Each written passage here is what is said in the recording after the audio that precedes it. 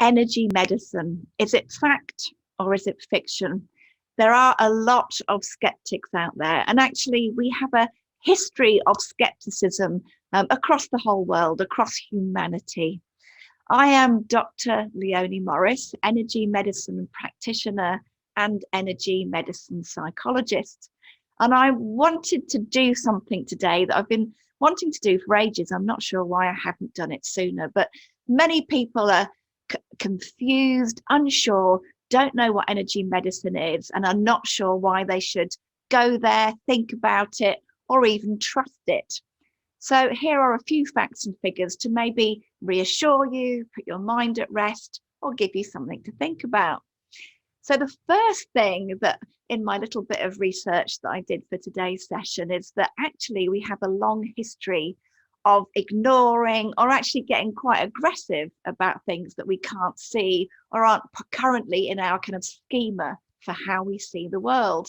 So I shared some examples in my written post. So people like Ignaz Semmelweis, and I'm not sure that's the correct pronunciation, but a wonderful doctor who first discovered before germ theory and Louis Pasteur that the simple act of washing your hands as a doctor dramatically improved the survival rate of women in the maternity hospital in which he worked. Sadly, he was shunned, ridiculed, and died, ironically, of septicemia, the very thing he was trying to fight against, because people couldn't see germs, couldn't see what he was talking about, didn't believe him. So he died in a lunatic asylum, very effectively undervalued by the world. And he wasn't the first person to go that way. So major scientific discoveries have often been first ignored or ridiculed, or people have maybe even been put to death or been told they were going to be executed as a result of what they were suggesting unless they renounced it.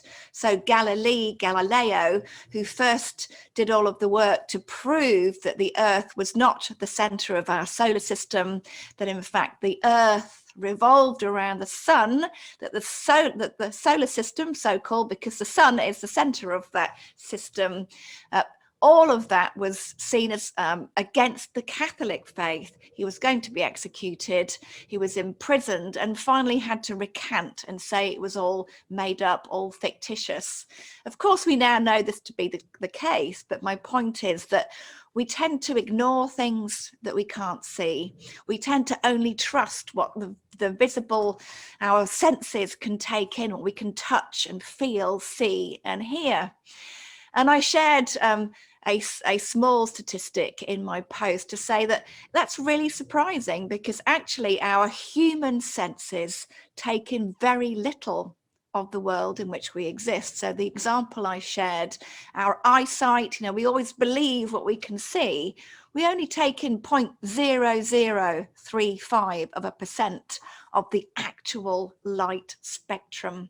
So other species, other animals can see in different ranges. They can see more or better than we can. Yet we think we see the truth, that what we take in and inwardly compute in our heads is the absolute truth. And that's the same for all of our senses. We take in a scrap, a tiny fraction of reality, yet that's the basis on which we judge things. So what I'm saying is there's room for maneuver. There's room to truly accept that there are things that we can't see, that we don't necessarily completely understand, but that they are really in existence and they really take effect. And quantum mechanics, my first and absolute love, is the absolute case in point. So quantum mechanics tells us that we're all energy, tells us that we're all energetically connected. Yet most of us think that we're all connected as some kind of woo-woo, spiritual, hippie thing that doesn't really exist. But actually, the fact that we're energy, the fact that our energies entangle, not just with each other, not just with, all things living, but also with things that are inanimate. So walking into a room where, let's say, I'll remember the time I walked around Auschwitz, a concentration camp. The feeling of that place where so many people lost their lives, lost their hope, lost their families is palpable. You can actually feel a cold chill, a depression, a almost static, frozen quality to the air about you. So I'm sure you've felt those things. You've walked into a room, you've walked into a group of people where you either feel immediately happy and elated, or you feel frozen and chilled and you want to get away. That is energy. That is in your entanglement, and you can feel it and you can sense it. But the funny thing is, we don't tend to accept it because there's less scientific evidence. Well, let me tell you now, there is some scientific evidence. So our electromagnetic aura, as it used to be called, or now biosphere, is measurable. And there are photographs, electromagnetic measurements that show that when we do certain things, they can either retract or we can expand them. And energy medicine techniques are now proven to rebalance your energies, reignite the flow of energy in your body so that you move back to the template that you were born with, your energetic template of well-being and health. So all of us energetically are meant to be healthy.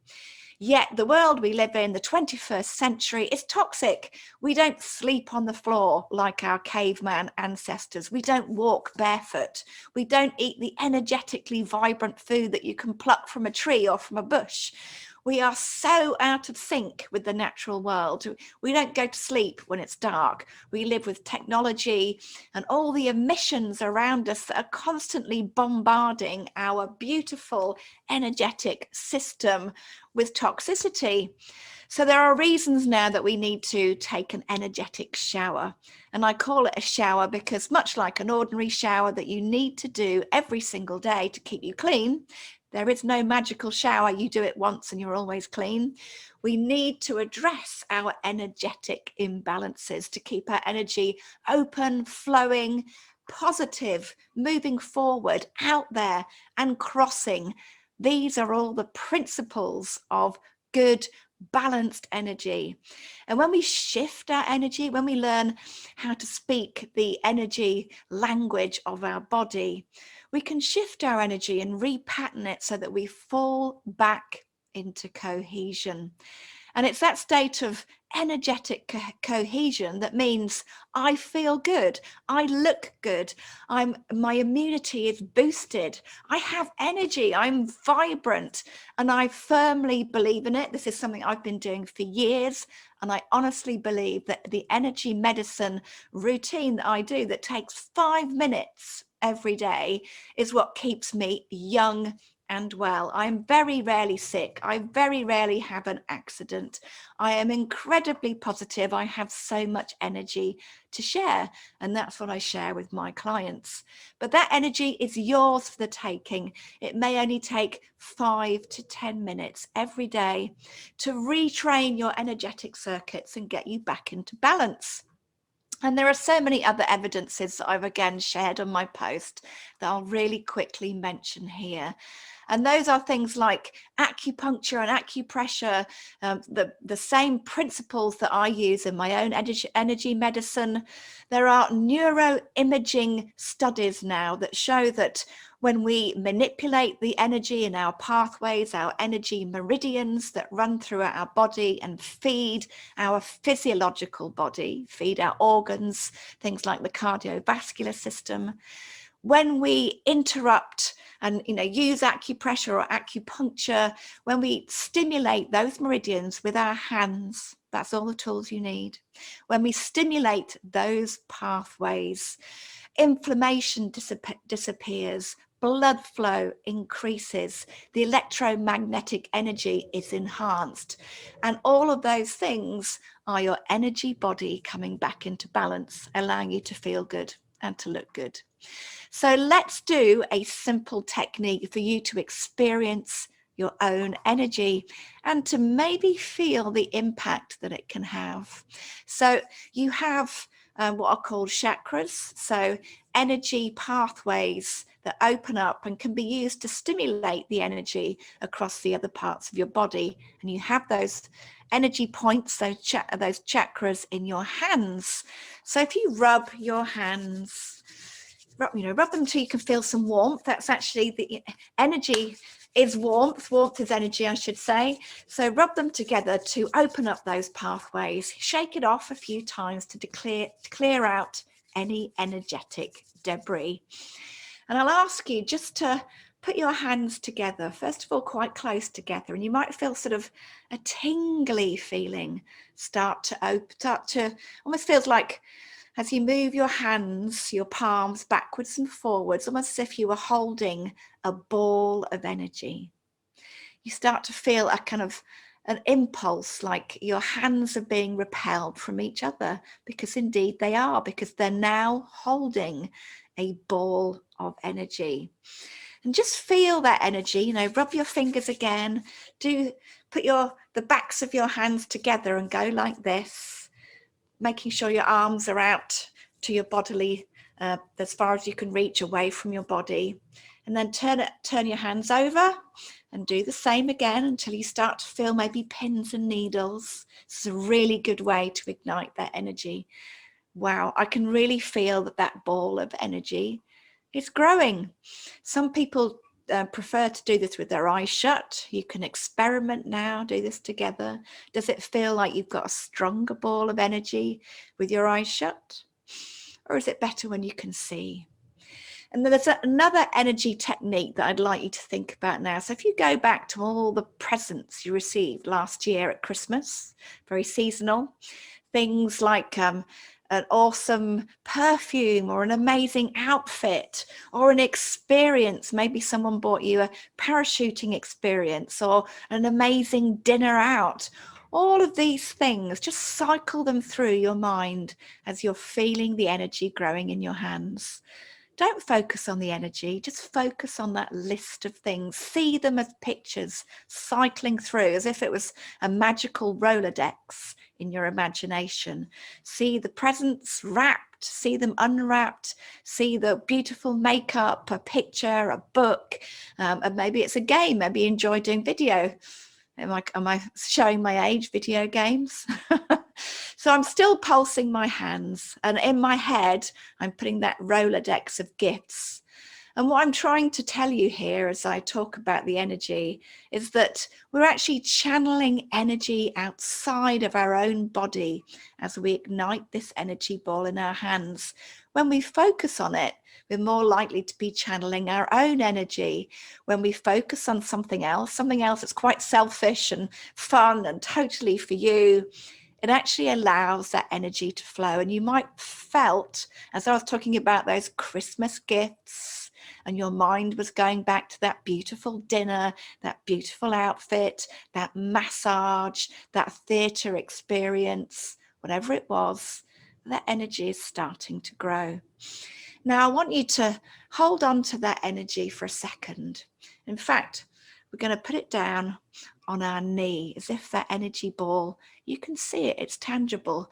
Now, I want you to go to your shoulders, from your neck to your shoulder, that muscle there, where it's often tense when you do a lot of laptop work or lots of time spent on your phone, or you're sitting at a bad angle, or you've had the cold draft blowing down your neck. And feel a point. And are there some sore points? Does it feel stiff when you literally just do a circular massage with your fingertips? And what does that stiffness and tension feel like? Is it a 1 out of 10? You can hardly feel anything at all, maybe a 5 out of 10. Actually, mine's pretty stiff because I've been doing a lot of laptop work this morning. So I'd say I've got a stiffness at 7 out of 10. Now remember that score and how your shoulder muscle felt there. We'll go back to this wonderful ball of energy. Just ignite that energy again. And feel that ball of healing energy. Think back as that energy grows now, think back to your last year's Christmas gifts, the outfits, the meals, the experiences, whatever it was, beautiful book, an outing to the cinema. Maybe it was going to a health spa or an amazing holiday. Just picture yourself opening those gifts, enjoying those gifts, being grateful for those gifts. And now I want you to take this ball of energy, just place it. Imagine that energy ball is sitting here. I just want you to, using that energy ball now, just circle your hand anti-clockwise. Imagine a clockwise face facing out, and you're going the opposite way to the way the hands would go. So you're circling clockwise, anti-clockwise. Just breathing deeply in through the nose and out through the mouth. You don't need to think about it at all. We're just going to take 3 deep breaths here.